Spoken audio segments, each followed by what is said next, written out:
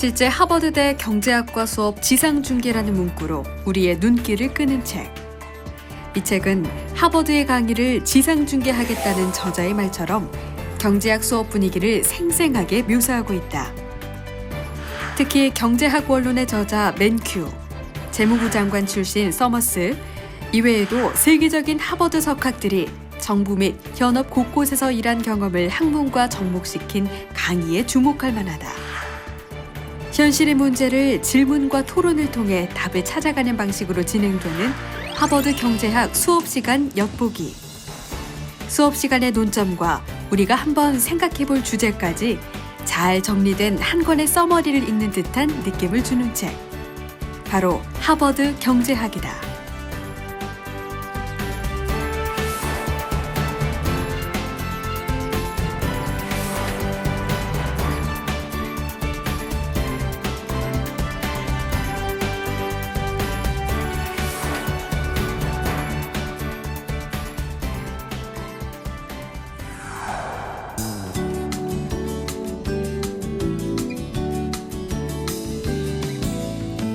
안녕하세요. 10분 만에 보는 책입니다.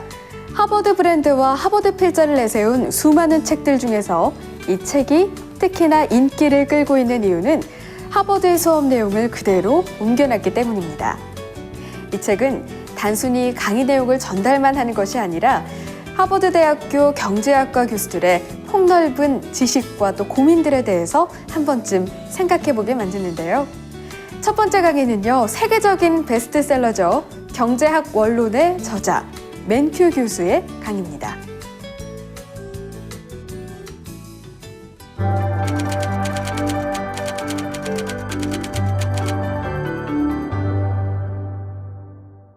하버드대 중앙에 있는 샌더스 홀, 1000명 이상 수용 가능한 강의실. 가을 학기 첫 수업 시간에 맨큐 교수는 강의실을 빼곡하게 채운 학생들을 보며 이 수업을 듣는 학생들만으로도 학교를 하나 세울 수 있겠다는 농담으로 수업을 시작한다. 그는 학생들에게 경제학 원론 강의를 들어야 할 필요성에 대해 3가지 이유를 제시했다. 먼저, 많은 돈을 벌 수 있는 동력이 되며 희소한 자원의 배분과 관련된 정책을 이해하는 데 도움을 주고 또 이 세상을 이해하고자 하는 순수한 호기심 때문이라고 설명한다. 수업 내용은 구체적인데 유류 소비를 줄이기 위해 유류세를 인상하는 것이 옳은 정책인가? 라는 질문을 놓고 고찰하는 식이다. 맨큐 교수는 유류세를 인상하면 저소득층의 경제 상황이 악화될 수 있다는 우려에 대해 반대 입장을 밝혔다. 저소득층은 대중교통을 많이 이용하기 때문에 유류세 인상이 이들에게 미치는 영향은 적다는 것이다. 또 유류세 수입의 일부를 저소득층에게 환급해주거나 이들의 개인소득세를 줄여주는 방법도 있다고 말했다. 미국과 중국의 무역 불균형 문제도 수업의 주제로 올랐다. 중국산 수입품에 높은 관세를 부과해야 한다는 주장에 대해 맨큐 교수는 미중 무역 불균형은 미국의 수출이 감소했기 때문이지 수입이 늘었다는 게 주요 원인이 아니라는 의견을 제시했다. 오히려 그는 2000년 이후 다른 국가로의 수출은 감소했으나 대중국 수출이 빠르게 증가한 점을 감안하면 미국은 중국의 급속한 경제 성장에 대해 고마워해야 한다고 말했다. 그렇다면 미국의 소득 양극화 현상은 대외무역 때문일까요? 로버트 로런스 교수는 경제 모델과 실제 현실과의 관계를 설명하면서 이 자유무역과 소득 불균형에 대해 말하고 있는데요. 무역 전문가인 그는 무역과 임금의 관계를 직접 설명하는 이론으로 스톨퍼 세뮤얼슨 정리를 심도 있게 다루고 있습니다.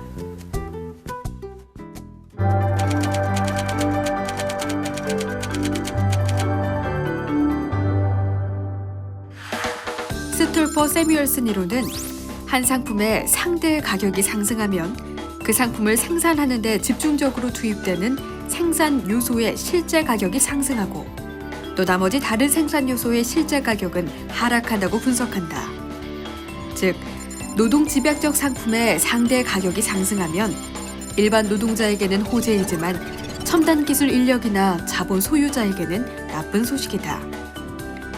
로런스는 무역으로 발생한 실업과 소득 불균형은 재정 정책으로 재분배를 통한 조정이 필요하다고 설명한다. 미국의 자유무역으로 자동차 공장이 문을 닫게 된다면 노동자들에게 재취업 교육을 해서 일자리를 찾게 하는 등의 보상을 해야 한다는 것이다.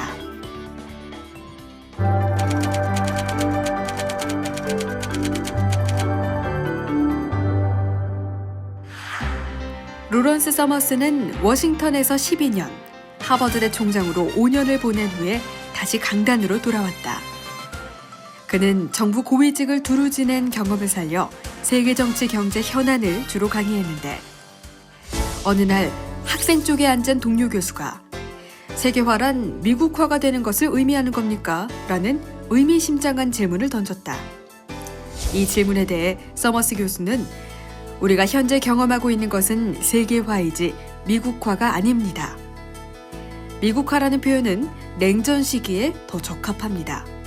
현재 우리는 어느 국가와도 냉전 상태에 있지 않기 때문에 미국화라는 표현은 적절하지 않습니다. 라고 말했다.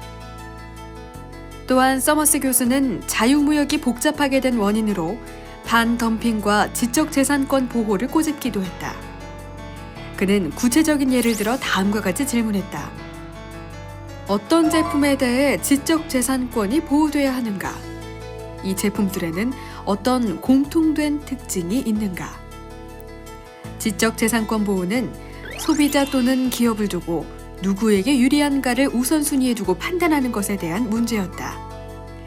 지적재산권은 기업은 시장에 대해 일정 기간 독점적인 지위를 얻게 되고 이 기간이 길수록 좋다. 하지만 소비자는 반대의 입장이기 때문에 정부는 생산자와 소비자 간의 이익 균형에 힘써야 한다고 말했다. 이어서 진정한 의미의 경쟁을 저해하고 시장 질서의 근간을 무너뜨리는 덤핑에 대해 정의한 그는 반덤핑법을 제정할 때 자연 조건이 다른 국가들을 차별 대우하는 것이 옳은 일인지에 대해서도 질문한다. 이 기업이 제시한 가격은 덤핑 가격으로 간주해야 할까요? 각국의 환경 기준이 서로 달라도 무방할까요? 이들 국가 간의 무역은 과연 공정한 것일까요? 서머스 교수는 나라마다 환경 조건이 다르기 때문에 서로 다른 기준을 마련할 필요가 있다고 말했다. 그는 이처럼 세계화 과정에 나타난 여러 가지 문제에 대해 언급했다. 이 책의 절반 이상은 세계화 그리고 미국의 경제정책에 대한 강의들로 이루어져 있습니다. 맨큐와 서머스 교수 이외에도 노벨 경제학상을 수상한 펠드스타인 교수를 비롯한 석학들의 강의들이 호기심을 자극하는데요. 하버드대 경제학과 여교수 중 한 명인 클로디아 골든 교수는 미국 경제사에 대한 해박한 지식을 바탕으로 남녀 간의 소득 격차, 그리고 교육 수준별 소득 격차 등 다양한 노동 경제학 이슈를 강연을 통해 풀어내고 있습니다.